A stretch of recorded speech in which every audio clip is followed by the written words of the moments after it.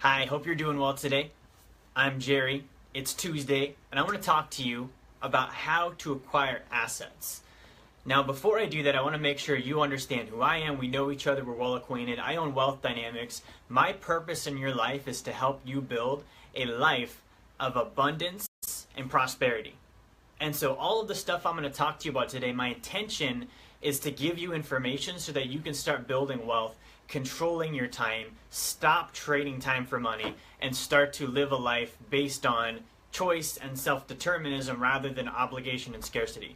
So I want to talk about assets. Now, before I talk about assets, we need to know what assets are. My personal definition of an asset is something that has intrinsic value and pays a regular income. So there's two qualifiers. Okay, I'm going to go ahead and add a third one. I believe it needs to be real. I need to be able to see it and touch it. Okay, in my opinion, if I can't see it and touch it, it's not an asset. So it needs to be real. You need to see it and touch it. It needs to have intrinsic value, and it needs to pay a regular income. Okay, that's an asset. Now, there's three different kinds of assets that I like, and I want to talk to you about each one of them, give you a little bit of information, and then also share with you the secret, because this is a big secret, the secret on how to acquire assets.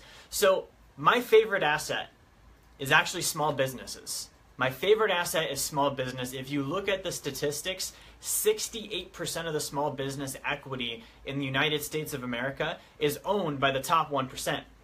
So what does that tell us? The top 1% likes to own small businesses, and there's a reason they like to own small businesses. There's a lot of control there. There's a lot of income potential. And if you put the right systems, the right people, the right time and attention in place, a small business gives you the potential to make the most amount of money in the fastest period of time.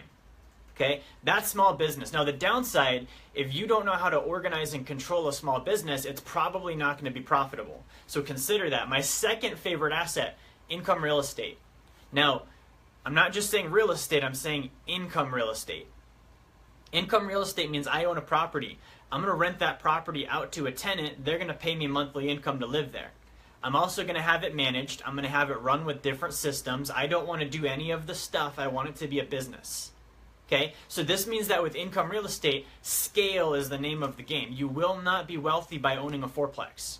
You will not be wealthy by owning a single family turnkey property. You need literally dozens and dozens of people paying you rent for that game to work. Okay, the downside on real estate, it's very slow moving. You only get paid once a month, and there's no way for you to make more money on the property. You can't just say, hey, I'm increasing your rent. That has to be built into your lease. So it moves a little bit slower.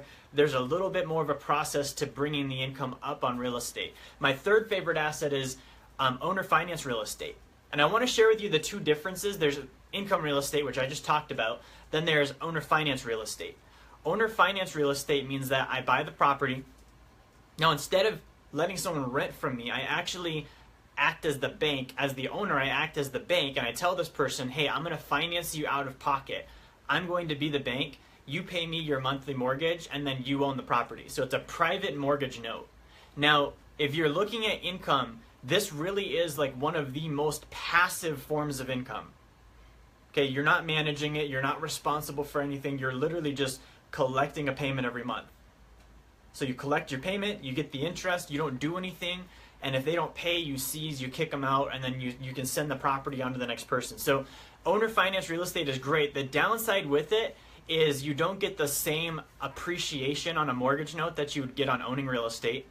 The other downside with it is typically with owner finance real estate, you're not getting the same tax advantage. If you own mortgage notes, you're not getting the same tax advantages as you would if you actually own the property and you're renting it out. So those are the three assets that I love.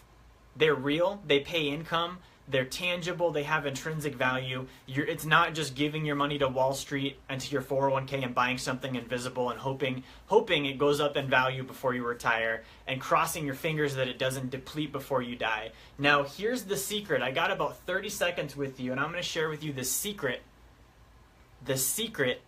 on how to get into assets. Okay, this is the thing that people pay $40,000 for the weekend event to hear. You have to have money, which means you need to earn income. Literally, that's it. If you want to get into assets, you need to have money that you've put away and put aside to buy the asset. And if you are going to buy the asset by having money set aside, you need to earn income. And so I hate to break it, there's not a shortcut.